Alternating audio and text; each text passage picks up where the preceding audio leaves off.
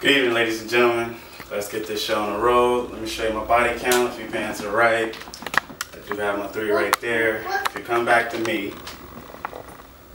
I have the videographer in the back. I makes sure. I know I don't have my 5, but we still gonna make it work anyway. Let's start. Today I'm receiving an award. Okay. Thank you, everybody. First and foremost, gotta thank God in this. Without Him, I wouldn't be here today. I have to thank my family, my teachers, my colleagues. I have to thank everybody. The lady, of course, can't forget her.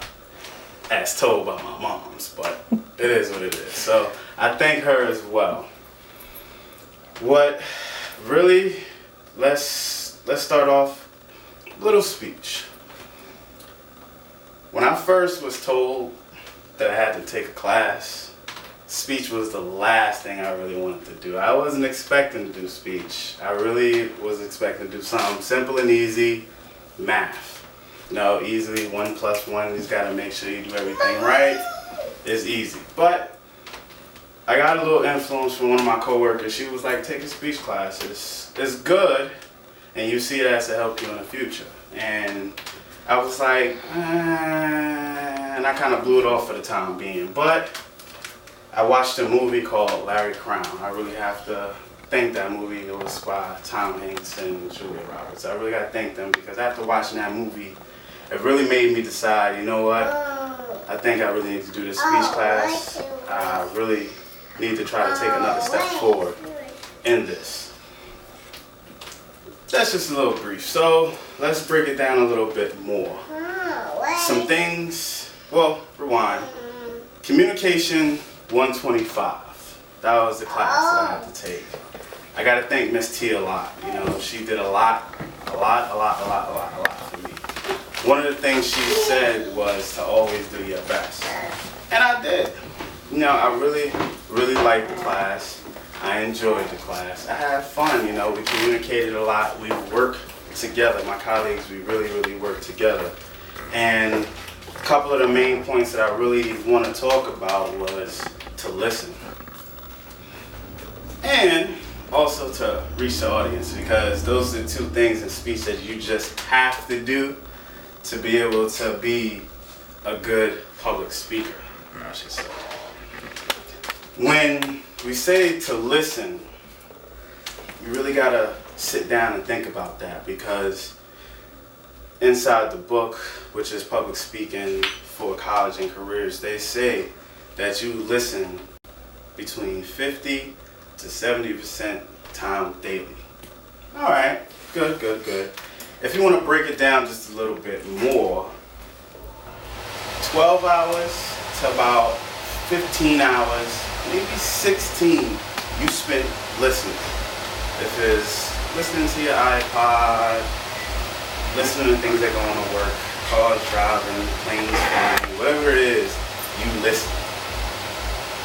One man inside the book by the name of Keith Davis also said to be able to listen is to understand what was transmitted.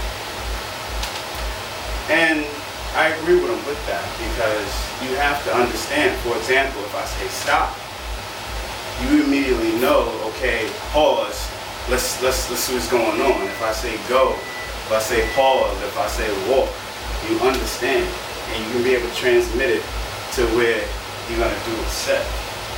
Also, break it down a little bit in listening. You see it as to be able to be an efficient listener.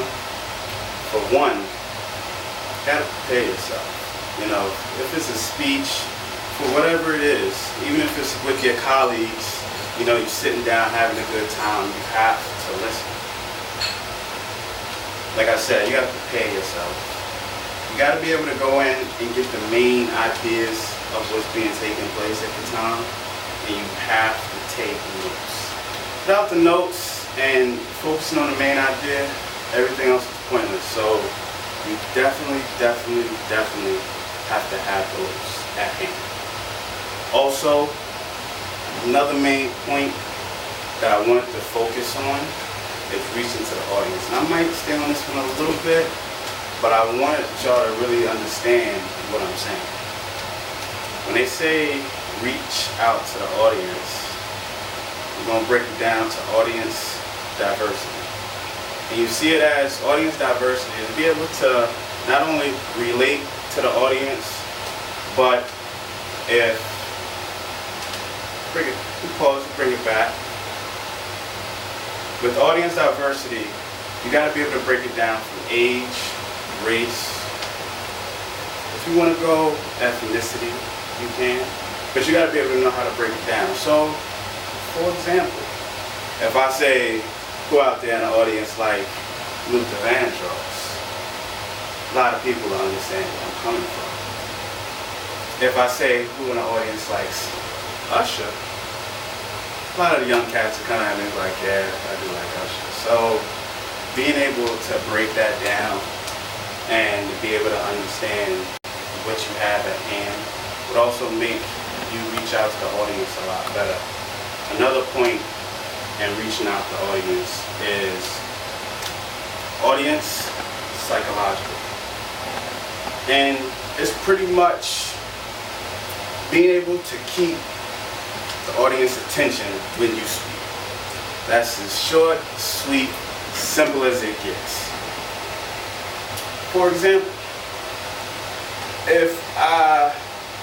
matter of fact, we're gonna do it like this. We're gonna act like this is a little Oprah show, and I'm gonna give y'all a little joke just to see how much your interest level is. All right, how you doing? Welcome back to the Oprah show. We got ourselves Tom Hanks right here. But before we get back to Tom Hanks, I want everybody to look in under their seats. You're gonna find some keys. And them keys to your brand new car. That's audience psychological. Being able to say, oh, or they have keys? Oh, that's being able to catch that attention. Also, Abraham Lincoln once said that the best thing about the future is living it one day at a time. And if you sit down and think about that, that is a very, very powerful quote that he said. And it's true. If you can, God willing, you live every day is the best thing we ever want to get. That's all I really have to say about that. But that's reaching out to the audience. And without those two hand in hand, you won't be able to be a very good public speaker. I mean, you will be able to speak, but to be a public speaker, other than taking a class and reading this lovely book, but you got to have those two key points. There's others, but those are the two key points right there, to listen and to reach out, okay? Well, we're going to come to a close. There are a little bit of things that I do want to say. And I just really wanted you to know that I'm very thankful and I do appreciate this award. And you see it as, without everybody helping me and giving me that hand, without everybody giving me that hand, I wouldn't be where I stand today. Walt Disney had told a quote once, and I might not get it to the very T, but I am going to say it. He says,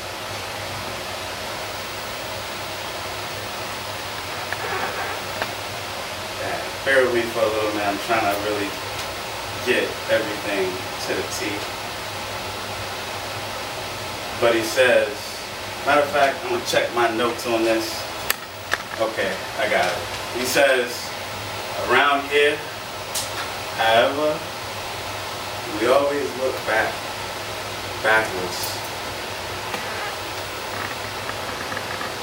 But we always keep moving forward.